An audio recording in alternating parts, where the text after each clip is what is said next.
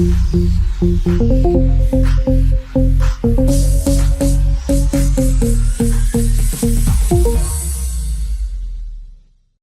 want to introduce to y'all my family. Y'all know him, but first of all, for those who know hip hop, some of you got a background before my expert opinion, but most of y'all probably know him from that. People that know hip hop and know lyricists, he was doing this thing, putting it in. Yeah, you know what? Let me stop saying was putting it in, because I know you still put it in, man. I ain't playing with nobody no more. Ladies and gentlemen, it's the one and only Mecca's in the building. Y'all see him? He in the building. Mecc. All I hear is Gat saying pause. Pause. I know. You put it in. Pause. He still puts it in. Listen. I tell people, I said, look, I ain't playing this no more, man. Y'all know what? I speak English. You got it. I'm with you. You know what I'm saying? I'm with you. You got it. Every time Gat would hit me with a pause, I'd be like, I refuse. I will not. No. Word up, man. I refuse. But my man Mecca's in the building, man. One, I'm going to say thank you, man, for even taking the time. Man, I was saying to everybody, too, you know, the game is important to all of us, but he definitely made it through. He said, yo, B, man, just show you how much love I got for you, man. I had to come through. So that I appreciate, man, for coming through for me today, man. Yeah, man, no problem. I mean, well, problem, but now no problem. But see, if y'all see him on the camera. If you can see a little behind the camera, you see the game is on. So yeah, this little corner. Yeah, he got the game on. He got the game. Got my attention. I'm with you, though. I'm here. I'm with you. So he can focus. But, man, first of all, man, it's good to see you. I'm glad to see. First of all, let me let you know I see you doing your thing. I was on the phone while I was talking to you. I said, yo. I was going to tell Gab. I said, nah, I ain't going to tell nobody nothing. I just wait till I do the show. Mm-hmm. And I said, yo, I see what you're doing, man. I watch what you do, and I appreciate what you do, particularly your Mechanism Mondays. Oh, thank you, man. Love that when you do your Mechanism Monday, man. I'm like, but then again, I go into that Bobby mode, like them Flavor Video days. You need titles for everything. I said, but what about something Tuesday? But I said, nah, let them work with that Monday, because it gets them to set up that whole week, whatever's going on, that you need to spaz on people about. I want to own Monday. Exactly. There you go. I just want to own Monday. Y'all can do what you want to do for the rest. Let me have your Monday, a couple minutes, an hour soon. It'll be something different coming up on Monday. Oh, cool. Okay. I'm just going to keep monopolizing Monday. Cool, man. Make it not so bad of a day that, maybe Sunday is always cool, but you dread it because you got to go to work the next day. So maybe if I can make Monday a little smoother for a couple of folks, it'd be a good look. Right, good. Well, you know what, man? I love when you do that. And before we get into everything, because I told everybody today we having a real serious conversation. I wanted to have this conversation with Mecc, because it seems like, when we talk, even when I was with you on your previous show before, and the one thing that when I talk to people, I notice that sometimes when you talk to someone, you realize they understand what you're saying or understand, what you're talking about. And I say, yo, man, I was having this conversation with some people. Some cats go into it in a whole different way. Mm-hmm. I said, there's somebody I know I can have this conversation with, probably might look at it. You don't have to look at it from my opinion, but can look at it from an expert opinion. No, I'm just kidding. No. Dad joke. No, but from a perspective of, because I listen to your conversations. Mm-hmm. I'm talking about when you do your thing. I listen to your conversation. I'm like, yo, man, this conversation need to be had. And people, we got people in the building. We got Miss Parker's in the building. John Logic, Queen Karanita. Forgive me if I'm saying y'all names crazy, but I know y'all all in the building. Soldier's in the building. And I want all of y'all to be involved in this conversation. So let me set it up for my man Mecca, so that, because I want him to go in. I want him to go on with me. So the topic that I was having with a couple of people, particularly people, was about now how the word, some people would say the N-word. That's what some people would say today. Oh, the N-word. So let's just put it out there. We talking about the word, 2 words. Okay. 2 of them. We talking about A and the ER. Right, the A and the. Okay. So we talking about nigger mm-hmm.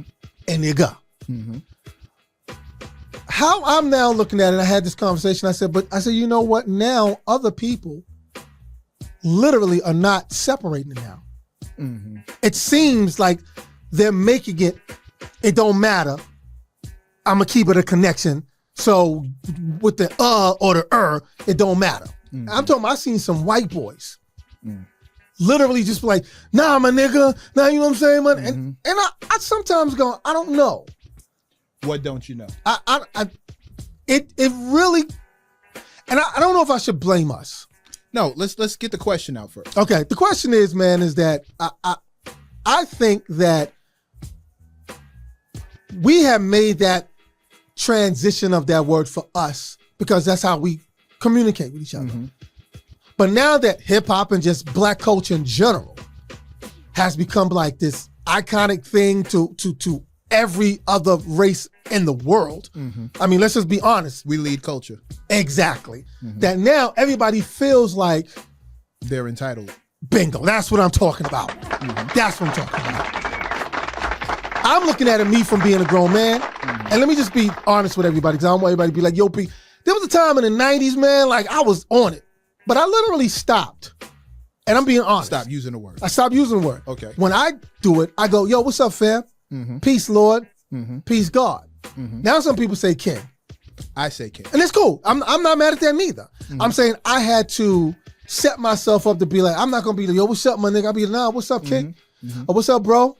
Or what's up, fam? I say fam all the time. You know what I'm saying? And I'm trying to figure out, man, is it us?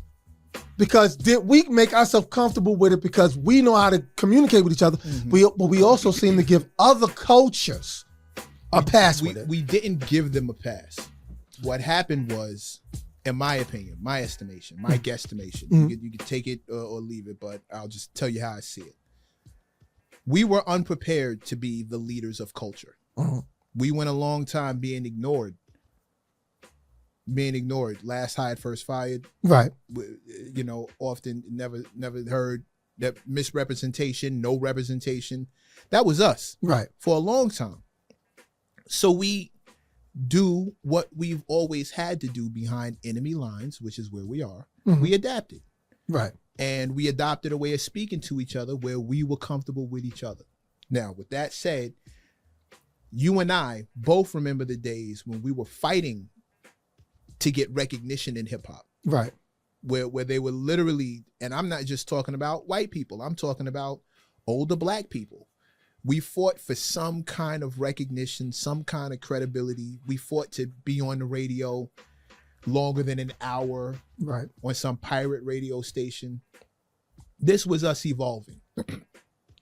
We didn't know that the way we spoke to each other was going to become, we would end up with the eyes of the world on us.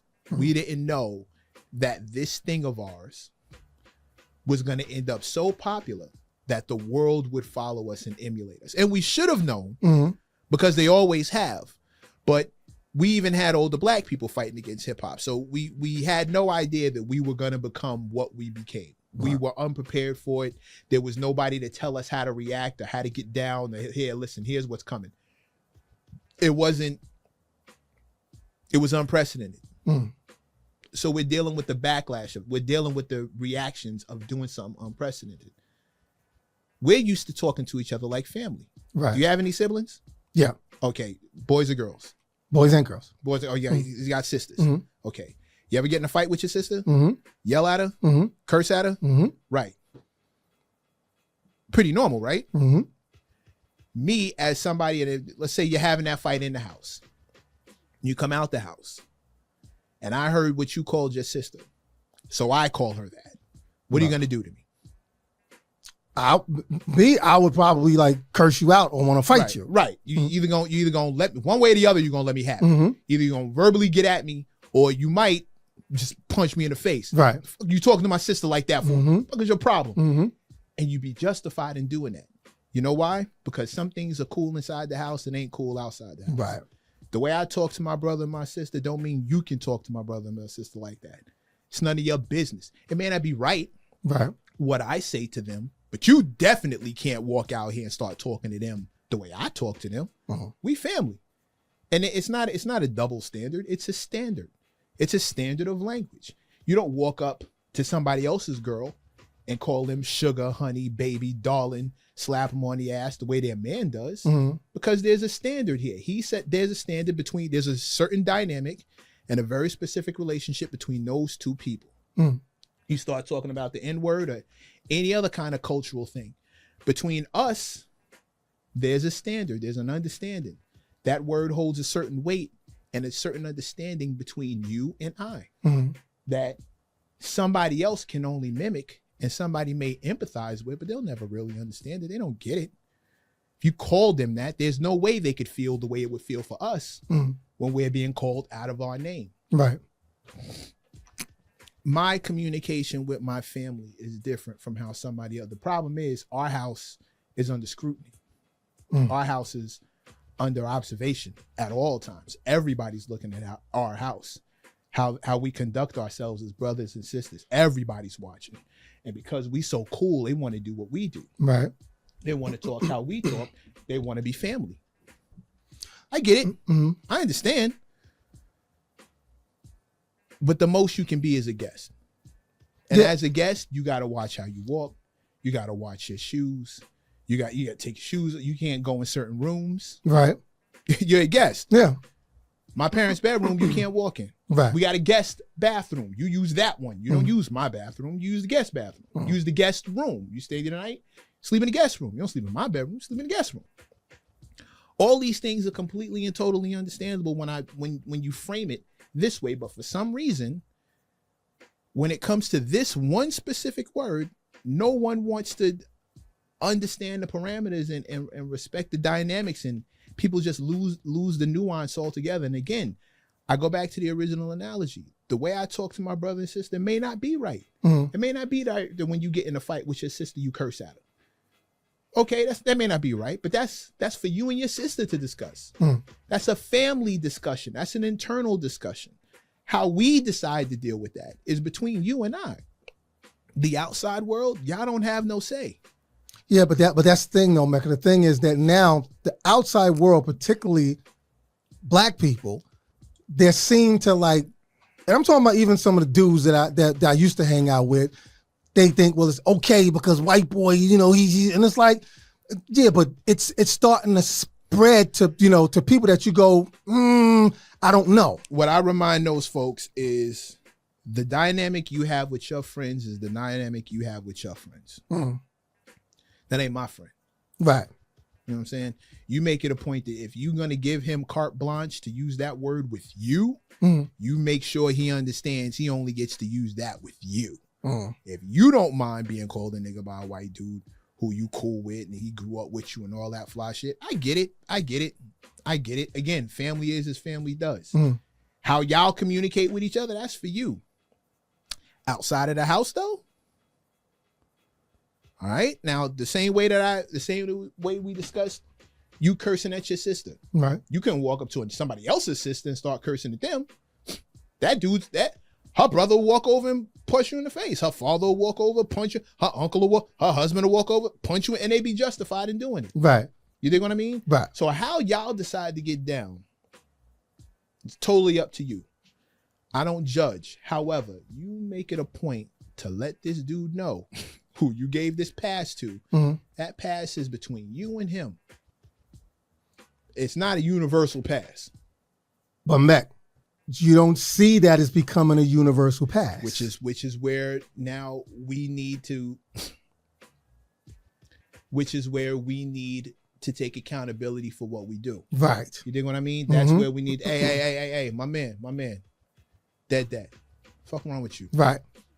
You know me, son? We need to go back to New York in the night. You know me, son? Right. Where you know me from? You don't know me like that. What's wrong with you? You wouldn't joke like that with somebody you didn't know. Right.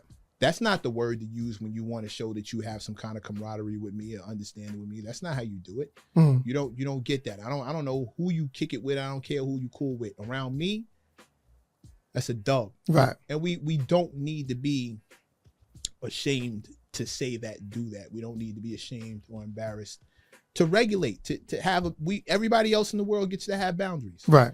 You know the wildest part about this discussion for me? Nobody else is fighting to use any other word but this one. Exactly. That's my point. That's the whole point, man. All these other words. That's the whole point. For all this other stuff. Everybody got their own slang terms and their own racial I don't even know the word for it. Not epitaphs. Everybody's got their own little racial things that they sling around with each other.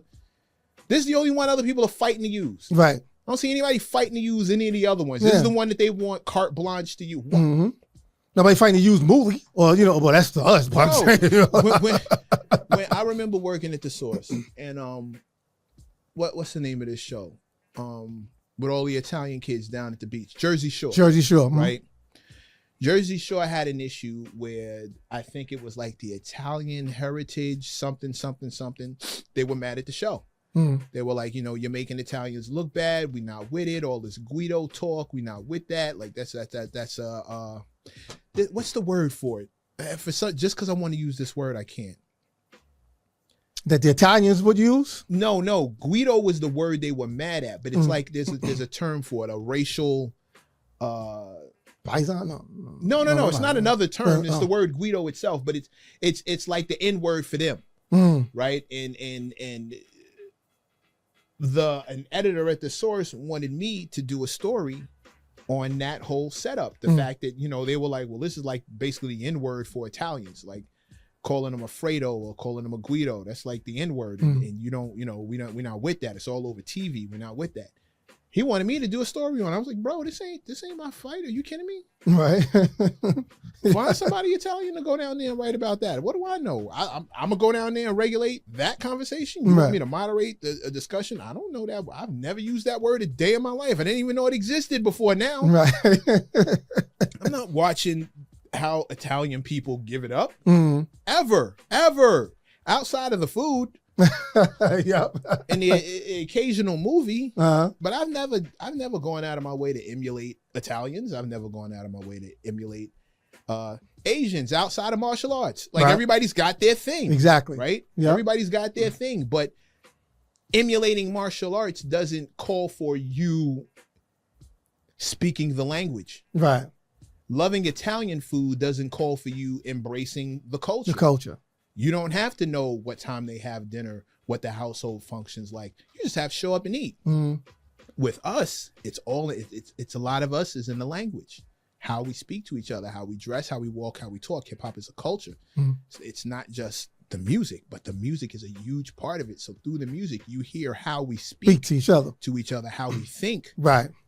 And not to cut you off, I wanted to go to that because that's a great segue too, because let's go to the music. I know when I was on the phone with you, I don't know if you was able to peep it yet, but there's a video. I think this was maybe it was last year. I think it was either last year or maybe the year before. Kendrick did a concert. And in the concert, he called the girl up on stage to sing the song, White Girl. She came up and she sang it. She sang the song, and when it got to the word nigga, she said it.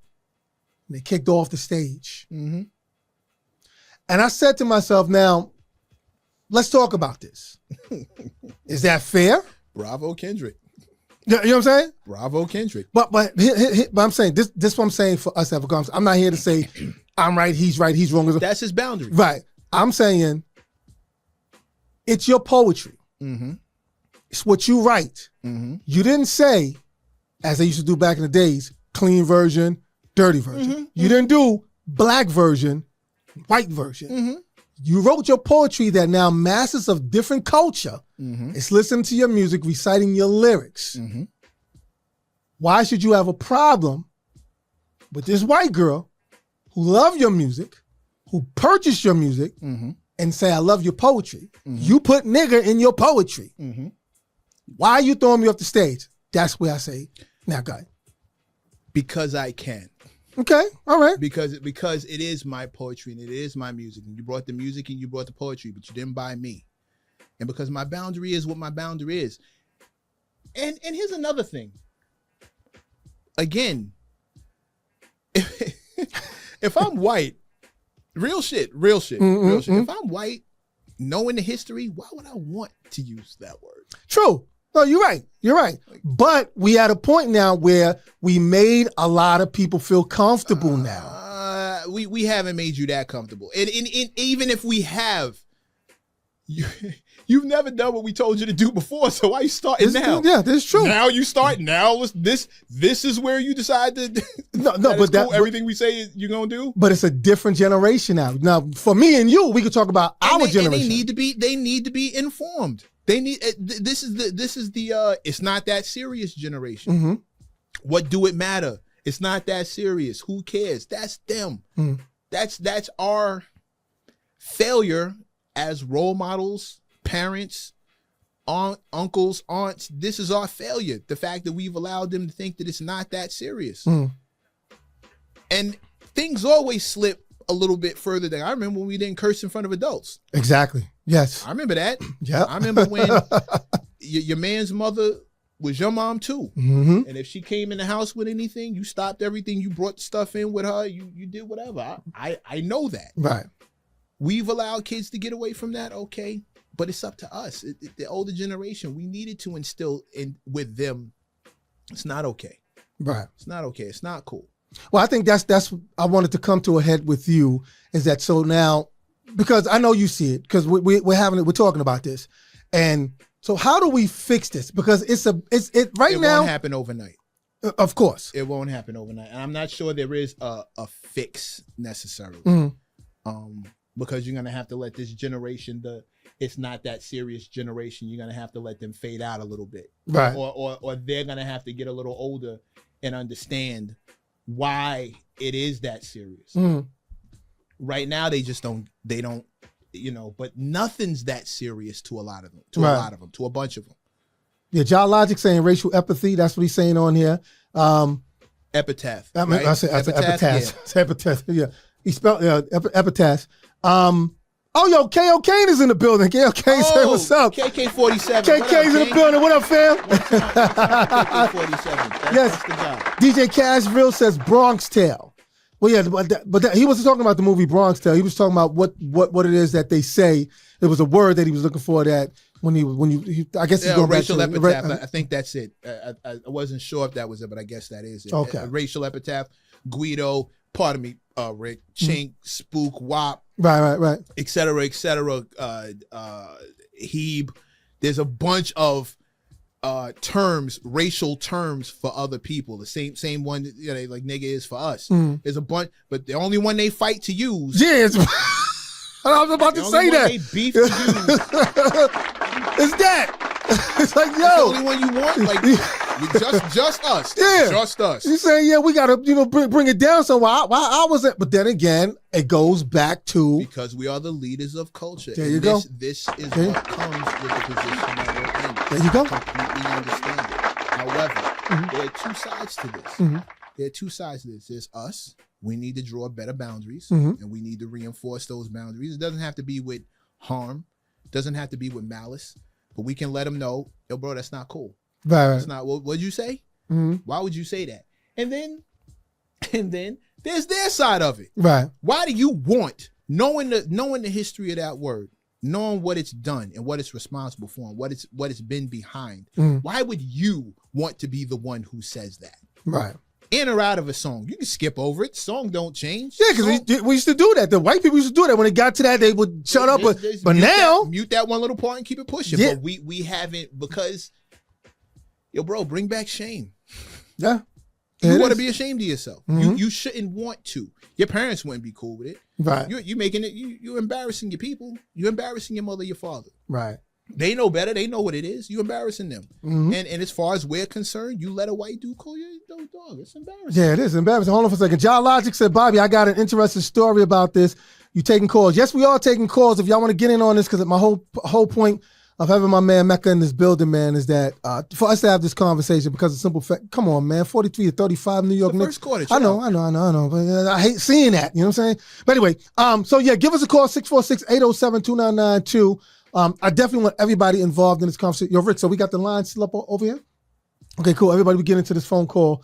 But I really wanted to talk more with you about the music aspect of it. And you made a valid point. It's us. We set the boundaries. Mm-hmm. I just think that, and maybe because I'm from the old school era, because when our guys, when we were writing or when other rappers were writing, we really even used it. Mm-hmm. wanted to find creative ways to tell our story without, Rakim is one of them. Kane is another one. And, a lot of cats, we saw the colors, but it seemed like as rap got further down the line, it's like, is that all the vocabulary? We have people who don't want to be dope. They just want to be famous. Right. Good point. And that subtracts from the artistry, that subtracts from the lyricism, that subtracts from the art form as a whole. When you just want to be famous, doesn't matter. I remember having a conversation with Crooked Eye, who's one of the nicest. Shout out to Crooked Eye, one of the dopest. And he and I were talking, and he told me about a conversation he had with Twista. Okay. Twista told him one day, I would rather die and go to hell than be whack. Wow. Than be trash on the mic. I'd rather die and go to hell. He said that. So in other words, he's saying, by all means necessary, I do what I got to do. I'm going to be dope. That level of commitment to the artistry is sorely lacking in a generation that really just wants to be famous. They don't care about artistry. They want 15 minutes to turn into a half hour. It's more about the clothes. We're dealing with a bunch of dudes who couldn't get chicks, who never got no women. And being a famous rapper is the only way they can get women. So here they come. They want the fame. They want the attention. Attention is the new currency. Right. Yes. They want the attention. That's how they make their money. Right. I've seen them blow a bag off the strength of attention. Just to get attention, just to get clout, they've blown major plays just to get attention in the moment, just to get some content and just to get eyes. Right. It's not even monetizing. They just want the eyes. And when you have that kind of a generation, of course, moral codes, moral standards, moral principles aren't that serious. Right. I want to be famous. Fuck what you talking about? Like, I'm trying to be famous. I want eyes. I want attention. Doesn't matter if the music's good. Yeah, I think that's what makes the whole thing sad. But you know what? You made a point, and we would say this when we used to do our interviews. We would always say that it seems like we dropped the ball. And I remember, I'm not sure if it was Ice-T. It was someone we was having a conversation with, and he said, "No, I'm sorry, it wasn't. It was Shaheem the Rugged Child." Okay, shout out to Shah. And he said, "Nah, B, y'all didn't drop the ball. We picked it up from y'all to lead it on to everybody else that came after y'all." And I said, No, we as a whole, we culturally as a whole, we took our foot off the gas in a lot of different aspects. Right. When money became more important. Exactly. We took our foot off the gas and we sacrificed a lot off the strength of this will get you paid. Exactly. And we and it's hard for people who haven't had anything. It's hard for people who haven't had anything to turn down the money. Right. Or ignore getting paid. But once it turned into I'm getting paid. Yeah. They was like, yeah. Once it turned into, I mean, I can't hate on him, he getting money. Dudes could do anything. Yo, this dude just made a rhyme about selling drugs to his man's mother. I mean, he getting paid. Yeah. That became the end all be all to everything. And a lot gets sacrificed. Yeah. When money comes into play, the money becomes more important than most of this other stuff we're talking about. Exactly. Hold on for a second. Yo, Rick, can I get him some headphones too? Because we got somebody on the phone. We want to take this phone call. Hello? Peace. Peace. Hold on. I want Mecca to get headphones on first. So you can. Copy. I got it. You got it? Yes, sir. Can you hear? Yes. Okay. Hello, who's this? Yo, peace. It's John Logic. Hey, peace, John Logic. What's the deal, family? I'm good, man. Salute to you both, man. Great guest. Great topic. Real talk. Yes. Thank you, King. Go ahead. Yeah. So you said you had a story you wanted to tell. Yeah, I got a story. You know what I'm saying? So basically, I'm going to take it. I'm going to piggyback on what y'all been saying, but I'm going to take it to comedy real quick. Okay. So it's a show I produce on Sundays for my auntie Gina, right? And she loves comedians, so she's always interviewing comedians. Mm-hmm. So she had this comedian named Ahmed on there. I hope it's okay to drop names and all that. No, it's all right. But she had a comedian named Ahmed up there. He's a A-rap dude. he's from Egypt though. Okay. You know what I'm saying? But he was raised in Cali. And in him doing his sets, he said he has this joke where he basically talks about talking to his black friends about how he's black too and how he could say the N-word. And I guess the punchline of the joke is nigga please, right? So he said the joke on the show a little bit. It was corny, but I was, like I said, I was producing, so I wasn't, I couldn't jump in or nothing like that, at least initially, right? I just had to kind of hear it and see how she was going to carry it. And her take on it was like, you know, if you say it, don't be apologetic, right? Like stand on it. And especially if his thing was he thinks he's black because he's from Egypt, from Africa, right? But then he went on to say that the club promoter banned him from the club because of some complaints she got. And then he was mad because he said nigga please. Nigga please. Okay. Right. And then it kind of went from that to he started going on a tangent about how Dave Chappelle went to the same club and was able to say drop his words N-bombs all day.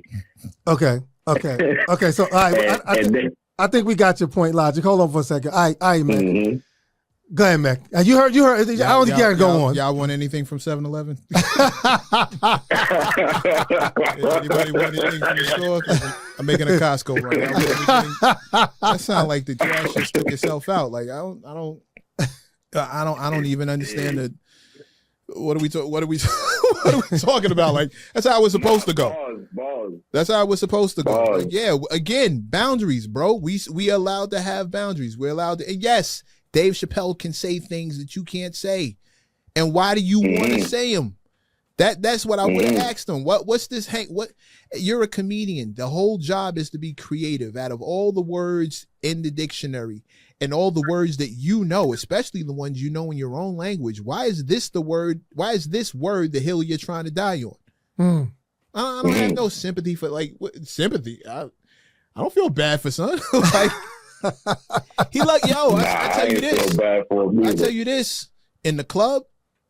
Part of my friend, she said that around the right niggas because somebody would have, he's lucky he made it out of that club in one piece. Yeah. You say that around the wrong group of dudes, just a long way to the door. Logic, thanks for your call, man. Thanks for the call, though, family. You're ready. Salute the flavor videos. We back. You already know. All right, man. You heard him.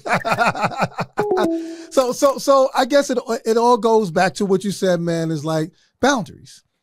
You know what I'm saying? But this is what I was saying to you. I was saying that it seems like everybody, particularly our people, and I'm saying this because I'm witnesses from some of our people, saying that's okay.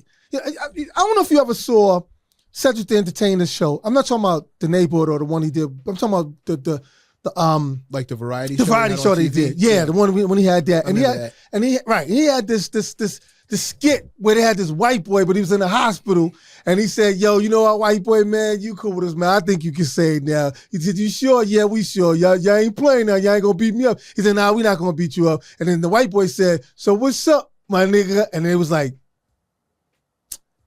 and then they beat his ass. You know what I'm saying? So it's like, so it made me think like, are we opening this door for people that we may hear say, "Go, nah, it's cool. It's good," but you said something that was valid. You said, if that's your boy, in your house is cool, because that's your boy. Mm-hmm. But outside, pull it back. You don't have a universal pass. At least not with me. I don't want you, bro. Who you talking to? Right. You don't know me. Yo, bro, watch your mouth. It's super easy. It's all that gangster tough shit we talk to everybody else. When come to one of them, all of a sudden we get the other side of the palm. All of a sudden we get jittery. Nah, bro. Like, hold your ground. We can have boundaries. And yeah, it ain't that serious. So if it's not that serious, then why do you need to say it? Yeah, I guess. Say something. If it's not that serious, why do you need to say it? Call me whatever you want. Call me old. Call me old fashioned. Call me whatever you want. Old school. Whatever you want. I have respect. It's a self-respect thing, right? It's a self-respect thing. Right. It's not even a word that we should probably be using with each other. Right. but we do. Right. But that's us. Mm-hmm. That's not you. Mm-hmm. And the main excuse I want to get away from is all of this. Well, y'all say it to each other, so what's the problem? And that's another People thing. say plenty of things to each other that you can't repeat. Right. Family talk to each other all kinds of ways, and you can't repeat what family do with each other. I don't know. That's not a legitimate argument. Right. Well, and some try to make a legitimate argument by saying to you that, but I'm not saying it with the ER. I'm saying it with the A. And it's like, that's when it hits me. Why do you want to say that word? Exactly. Why is this the word you're fighting to use? Right. Why are you struggling? You know my name. Right. You know Mecc Rashawn, MC, all these titles I got, A&R, whatever you want, Dread, all these other joints you could be using. Why is that the one you fighting for? the main one, knowing your people's history behind that word, why is that the one you want to use? You can't think that that's going to endear you to me. Right. Me who has self-respect, me who has boundaries, legitimate boundaries, and make them up out of thin air. There's a whole history. There's hundreds of years worth of history behind that word, and your only thing is, well, you use it all the time. Yeah. What people use crack all the time. I don't see you running to do that. Like, people do a lot of things all the time. Right. Why is this the thing you need in your life? I don't understand. Like, that makes no sense to me. That's a really dumb argument. And I put that accountability on both sides, but I'm not, when they hit me with the, well, y'all use it with each other. Yeah. I saw a group of women in the Lower East Side call each other hookers. Oh, don't they say bitch to each other too? No, that too, but I'm kind of got used to that one. Right, That one didn't strike me. I heard bitch, hey, bitch. I heard that all night. I'm sitting there minding my business, and this group chicks is standing over like to my right, and from my left I hear, "What's up, hookers?" And they all turned around, "Hey, hooker!" And everybody was a hooker. I was like, "Wow, hookers, okay." I know, right? I think I want to find out what that's about. Hold on for a second. Hello, who's on the phone? DJ Big Trav. What up, Mac? What up? Salute. What's good? What's good? Mac? Yeah, man. Yeah, great topic. I just want to say real quick, man, I missed the My Expert Opinion show. Y'all definitely kept it raw. Y'all definitely kept it hip hop. I definitely enjoyed when y'all had Bobby up there. I enjoyed when y'all had a few people up there. I enjoyed when y'all had Dragon up there. I wish Math nothing but the best. But yo, y'all need to come back, man. Y'all need to put something back together. Are you following my YouTube channel? Yeah. You took a little bit of time to answer that, man. I'm not sure. I don't know how I feel about that. You took a little time. I don't know. Yeah. Well, tell him that. He's pulling it up right now. Yeah. No, Mr. MRMECC on YouTube, same as my IG channel. Like, go over there, like, share, and subscribe. I got some stuff coming up. Cool. If you like the energy that we had on My Expert Opinion, I think you'll appreciate what I'm about to do next. There you go. So you gonna do that, Trav? Cool. Do that, man. Show him love, man. No doubt. It's a great one. I was surprised at this one. Well, I mean, like I said, I want to have the topic, man, and he's the cat that I know that I can have this conversation with. So we could talk to each other, not at each other, and that's what I need. I need somebody to talk to. Bobby asked me about this weeks ago. This is not something on a spur of the moment or like some fly by night topic. Right. He literally brought this up to me weeks ago and told me what it was going to be. So he had this in the chamber for y'all for a minute. Yep. All right, Travis, thanks for the call, man. Cool. No doubt. All right, now. Yeah. So, real quick, man, because we getting ready to shut this down a little bit. And word? Because I can stay. No. Well, I mean, we got the game. I know the time. Oh, y'all got time. Okay, my bad. But dig this. Like, I'm saying this to you.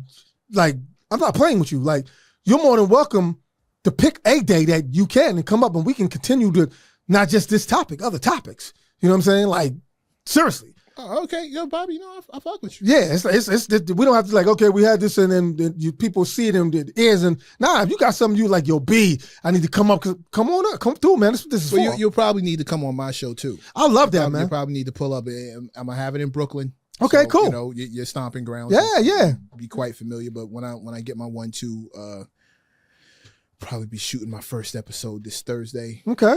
But no. But before I end up on the topic, because I think we got enough to. No, but if there's something else you want to like, if there's another angle we didn't cover, please by all means. No. But I think you made a valid point. I'm trying to read everybody's. Damn, y'all going up in it. Hey, somebody say, "Hey, hookers is crazy." I know, right? Bro, whole squad full of palm side chicks. Just so you know, it's all palm side everything. Lamar said that's peace. Oh, who's giving the 100? Oh, we got another call. Hold on for a second. Hello, who's on the phone? Somebody. The call pocket 718 says 100. Hello, who's this? Hello? Yeah, who's this, fam? It's Mighty Casey. Hey, what up, man? Chilling, man. I'm tuning in. Wait, is this the Mighty Casey? Yeah. That knows me in real life? Yeah. You know, because even if he's not, he's gonna say.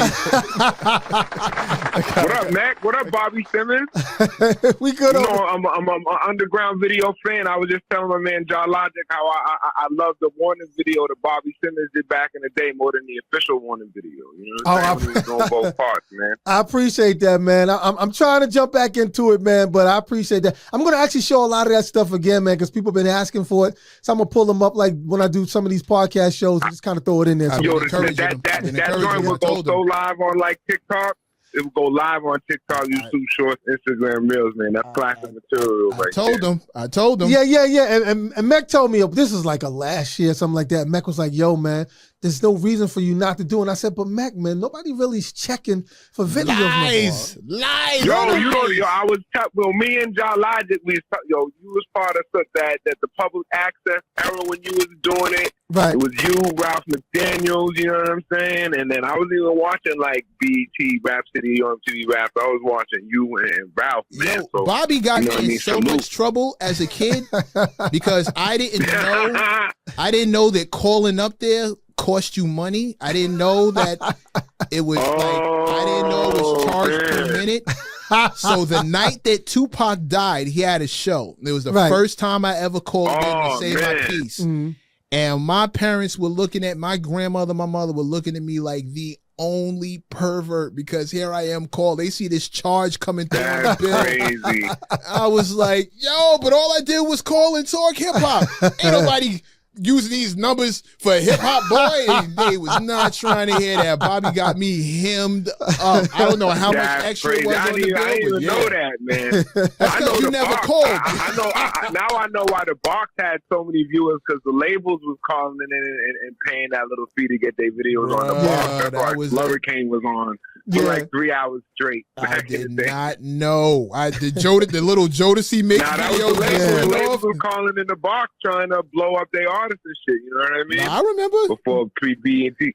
I just thought that was for the love. I didn't know that. I didn't know he was banging me in the head for 50 cents a minute or something crazy. And next thing I know, that's wild, Bobby. I'm glad I never called. I wanted to. I used to always prank call the public access people where I grew up in, but in Manhattan, I leave them alone because you get jumped in New York and shit like that. Bobby say something rude. Bobby got a smooth $25 of mine in his pocket as we speak. That's crazy. But yo, you think about it, that's a super chat right there. That's a super chat. You know what I mean? You called in, you gave a super chat. Well, yeah, I mean, everybody kept saying I was before social media. I take that. I take it.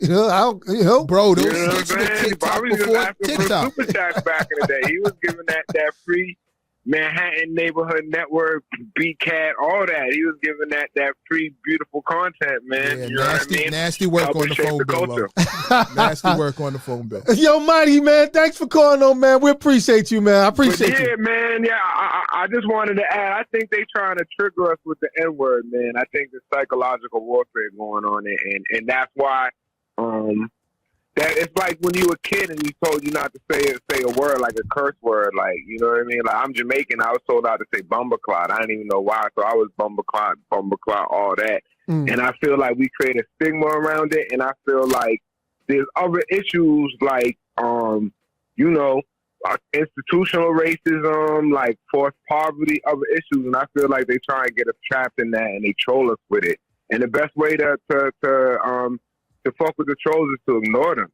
You know what I mean? Like a white dude say nigga or whatever. You know what I mean? If you just ignore him, if you get mad, he'll be like, yeah. But it's a trolling issue for me. Yeah, but you know what I'm saying? But people, I respect people being offended and reacting other ways, but I'm like, yo, they trolling. It's not even a matter like of white people when they say they trolling. It's not even a matter of offense in my eyes. For me, it's just a matter of respect. Like it's a disrespectful thing to say, and I don't let disrespect go because of trolling. Trolling isn't the magic word that allows me to disregard disrespect. Right. I'm just trolling. Like I'm not trolling. So when I smack you in the mouth, this is my response to disrespect. Trolling doesn't get you off the hook. Right. But in the internet era, they'll troll you and they'll say it on the internet, or they'll say it out loud when you can't smack them in the face. And that's like, you know, they feel they have that safety behind it, and it's like, you know, sometimes you just gotta let, if you give the assholes no attention, because they feel like they're getting attention by doing it. Like these assholes is like, yo, let me get these black people mad by saying the N-word. Like, stay safe. Stay safe, bro. Stay safe. Make sure you can't get found. If we hunting down the trolls, we ain't really hunting down the people who's making the laws to get us locked up. And that's doing that. It's a distraction. No, Casey, I agree with you, and that's where it goes too far. I'm not saying you need to hunt down anybody. I'm just saying you need to have respect, and they need to maintain respect. And if you're disrespected, you react in the way that you are when you disrespect. Now, I don't need to go looking for anybody. Right. That's I too get far it, over. and I get it. And there are bigger fish to fry. Casey, if this is the Casey that I know, between the books and all the stuff that you've done, you and I, then you and I know that we're both on the same page. So hunting it down, we definitely have. We definitely on the same page, man. We have bigger fish to fry. And I'm in total agreement. I feel like 90% of the time, like if I'm around my grandmother, I'm not gonna say fuck. If I'm around, so white people should feel the same way when they're around black people. Let's make racist. You know what I mean? Like even I remember Run DMC only had one curse word on their whole Raising Hell record. It was on Raising Hell. They said, "These motherfuckers don't mess with us." And I would rap along to everything around my family and everything. But once that line came on, I was like, "I'll be respectful." My mother doesn't want me swearing. My father don't want me swearing. I'm not gonna say motherfucker. Well, let's bring it back. Yeah, Mecc said, let's scare white people again. I guess that's what we got to do, huh? Scare the white people again. So when they coming down the block, a bunch of us need to walk down the block like this, make them cross the street. That we got to do? Okay. I don't need to scare off the 90210 crowd, right? The friends can kick it in the coffee shop. I'm not anti anybody. Right. For me, this isn't. This is where. Hold on, Casey. This is where I draw the line. This is my. It's not about fear. It's about respect. I'm not asking you to be afraid of me. I'm asking you to respect me. That shouldn't be so hard to do. Right. I shouldn't have to inspire fear in order for you to respect me as a human being. I'm asking you not to use that word and from your place in your culture, your history, and this world that we're in, you don't need more reasons not to use that word. But if you need one, here it is. How about you just show me simple respect? Right. And if you hear me being what you believe is disrespect amongst family, just remember that that's family talking. And you have your own idiosyncrasies in your family. I've seen white people curse at their mothers. Oh, yeah. We see that. Little kids. I could never. My mother would have earthed me. Yep. 4'11", she would have earthed me. Today, I don't curse in front of my moms today. Shout out to Casey for that. I don't curse. So this is a respect thing. It's not a fear thing. It's not a hip hop thing. It's not a black or white. How about just respect? Right. And if respect is too much for you to give somebody who's just asking for simple respect, then violence is the next step. Yeah. I say that. All right, Mighty KC, we gotta go though, man. Thanks for calling, fam. Yo, thanks for having me, Bobby. Keep doing your thing back. I'm so proud of you. You got your own voice, man. I've been checking you on all these podcasts, being, dropping knowledge on these people. The source background, MC background is definitely necessary to what's going on in the culture today. Bobby, so happy to see you back. Thanks for having me on. All right, fam. Peace, man. All right, then. So we good over there. All right. Okay. There you go. All right, so look, listen. Yo, Mecc, man. We got to. Are the lines on fire? A lot of people. Well, there's a lot of people in the chat too, man. So we got people in their titles. Ask C for care. What the froggle? It's ask C for care. Well, whatever. But I see you in the building, giving a 100 sign. Queen Chai 4. Yes, respect. Freeman Hardest. Say yes, respect. Yeah, I guess people saying what you're saying. The thing is, you don't have to call me that. But just respect. Just respect me and just say my name. Or like I said, I literally, seriously, I'm not lying. You won't catch me saying King. That's what I've been saying. Dude. Yeah. Homie. That's what I've been saying. Cousin. Yep. There's so many other joints. Yep. That's what I've been saying. I just ask black people to react the way you would when someone disrespects you. Demand your respect. And it doesn't have to call for violence. It doesn't have to call for anything over the top. But we should not have a problem. I got to take a deep breath. We should not. There's nothing wrong with us having respect. Right. There's nothing wrong with us demanding respect from other races. The same respect that they would want. There's nothing wrong with that. And you don't have to allow yourself to be disrespected just because it's popular. Right. And how you talk to your brothers and sisters is family business. Mm-hmm. And family business stay amongst family. I don't care if it was recorded and put outside the house. There's not one Kardashian that would let you beat up one of their sisters just because you saw the sisters fighting. Right. And nobody would expect you to. It's cool to go fight Chloe. I saw Kim fighting Chloe. That's not how it works. Right. How I talk to my sister in the house, I don't care if the argument was so loud it was outside that you heard it outside. I don't give a damn. Mm. Don't talk to my sister like that. You did. I'll smack you in the mouth. That's the difference. Mm. That's my sister. That's my brother, my aunt, my mother, my father, my cousin. We family. You not family. So respect the fact that you're not family. And keep your nose out of family business, and we'll decide how we talk to each other amongst each other. We'll figure that out. As a people, we'll figure it out. We'll get to it. Yeah. You've heard me. I called you King the first time you came to the door. Yeah, even when you text me, that's what you text me. Yeah. Got you, King. Is that now? Let the people know that's on my text. That's not performative. No, I say that all the time. Yeah. KK47 pull up. King, what up, King? Mm-hmm. Salute, King. That's my thing. That's all I've said. Yeah. Now, when I say nigga, of course, I'm in a barbershop surrounded by niggas. I'm gonna do niggerish shit. I get niggerish. But I'm comfortable around my people. Right. That's me with my people. I'm from South Jamaica, Queens. I'm comfortable with my people. Right. You not comfortable with my people. You not my people. Yeah. So how about you just be cool, recognize that you're a guest, and we won't have no problems.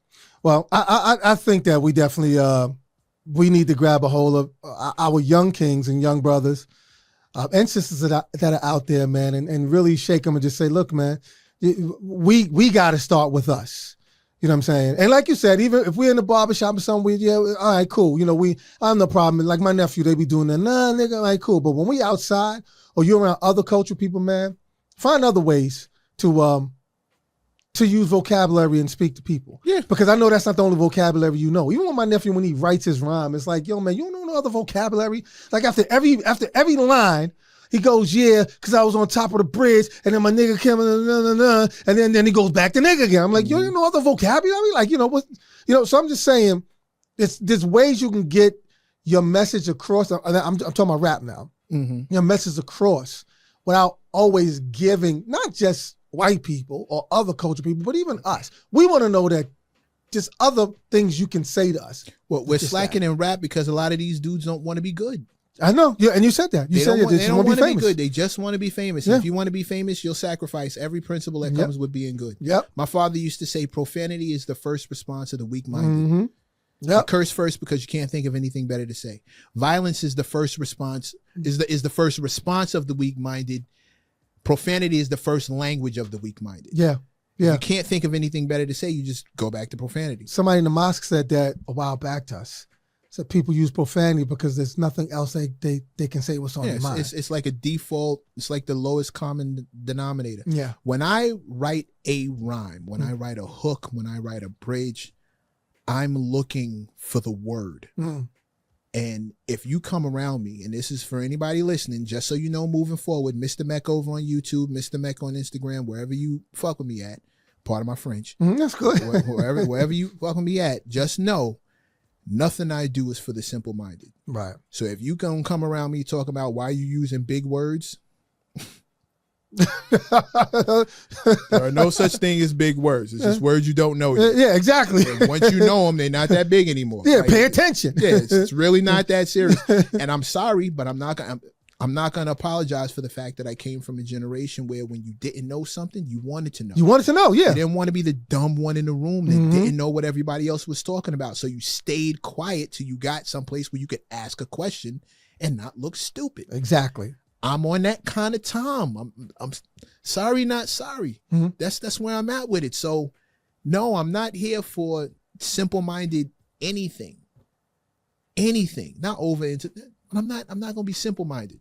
No, hold on. Somebody said that's why you were my favorite co-host on my expert opinion. Salute. Thank you. Yeah. King or queen, whoever said that, salute. I know these names is driving Bobby crazy, but whoever said it, salute. Thank you. John Logic just said, and I'm subscribing to his page.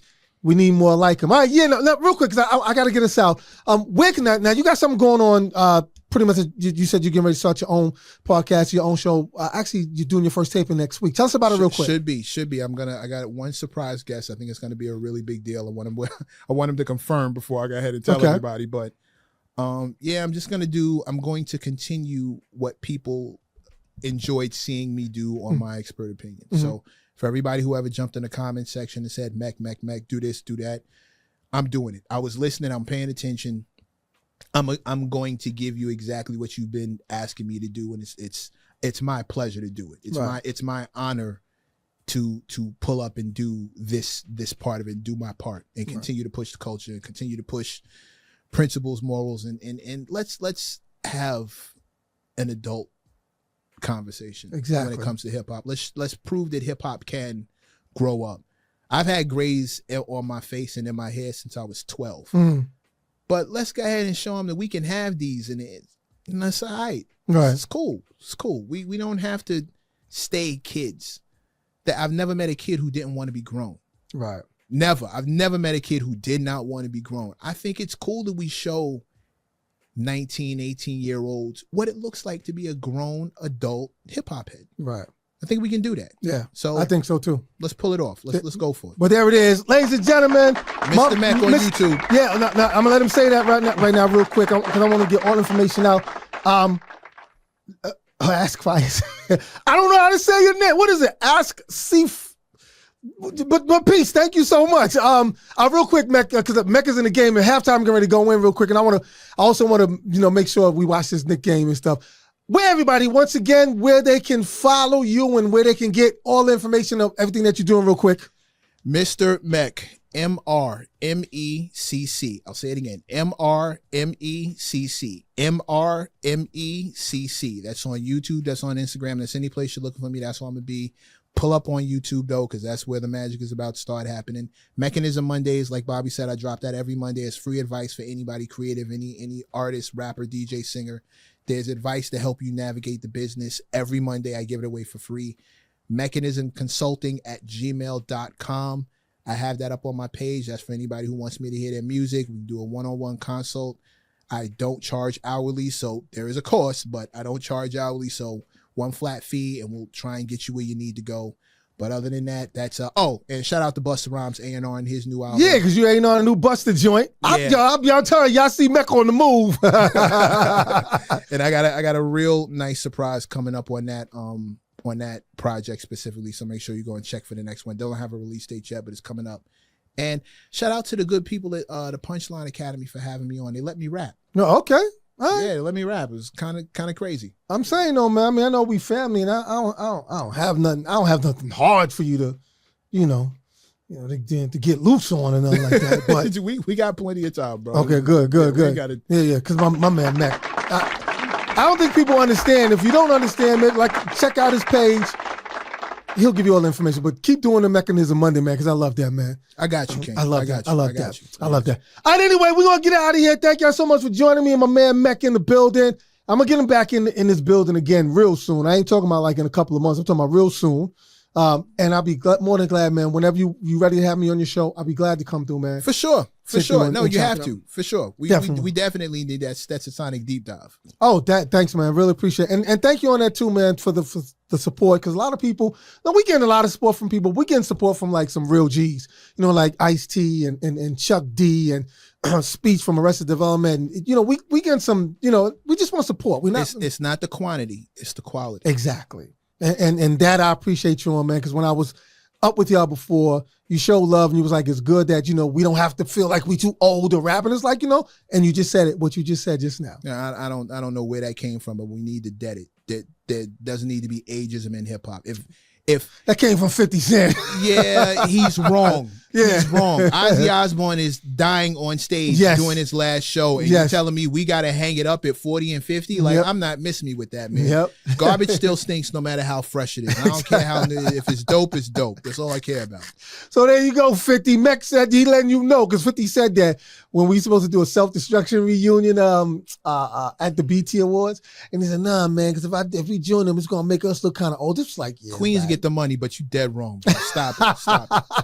Who's going to have the balls to actually get out in front of this I'm too old thing and stop that? How about you stop running away from the fact that we are all grown adults. You're not old, you're grown. Exactly. And when did we ever stop wanting to be grown? I know, There's nothing wrong. Grown is sexy. Grown is vacations. Grown is lounges and liquors and cigars and soft fabric and fire women who know how to orgasm on command, and they got tricks of the trade, and your kids is going like, how did grown become this thing everybody's running from? Grown is fire.